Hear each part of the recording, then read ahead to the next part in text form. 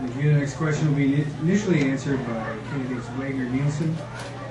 Sodexo's food service contract will soon expire, and the university will enter into a process of renegotiation and recruitment. Renegotiation or recruitment of a new vendor. What is your general attitude towards Sodexo, and how will you handle representing students in the upcoming process? Well, in my time at UHC, we definitely ran into a few issues with Sodexo, and we actually had set up a committee where we checked into the food they were serving, its health value, portions, and things of that nature, and we found pretty upsetting results with Sodexo. We made a motion to see what we could do at that time to either remove Sodexo or encourage them to change the process in which they prepared their food and served their food. We were, at that time, told that we couldn't do anything at that moment because they were under contract and we'd have to wait till their contract was up. I still have a firm stance on that. I think that students need to be involved when the new contract comes up. They need to have their own opinion to voice. I think they need to be part of the process of who we select for our next vendor and or if we keep Sodexo.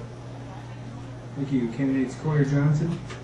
One point that I would like to make is that when it comes to a service of any kind, competition drives quality up and costs down.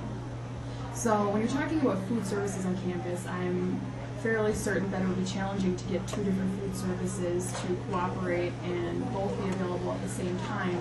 But even if we signed shorter contracts so that they were competing with other food services to have our business in the upcoming years, it will make them provide better quality food. It will make them listen to what we have to say because they could lose all the money that they're making from us, and it will drive costs down.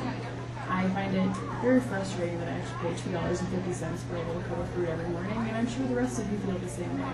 So I think that that's something that should be looked into.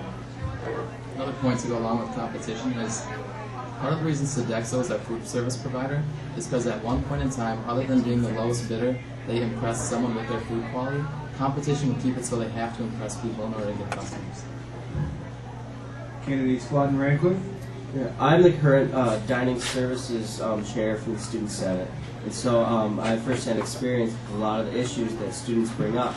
There's a lot of quality issues, quality problems that they have at the university with Sodexo, but they tend to deal with them in the proper fashion. What I'd like to see done is work with local community, local food producers, bring them in, and have them supply Sodexo with the food that we eat. I understand that there's a lot of issues with student organizations bringing food into buildings and the ability not to do that, but that's also under health contracts. So they really are looking out for student interests, but I think the best way we could deal with the situation of food quality is to do like many other universities have already laid the groundwork for and bring in local food only.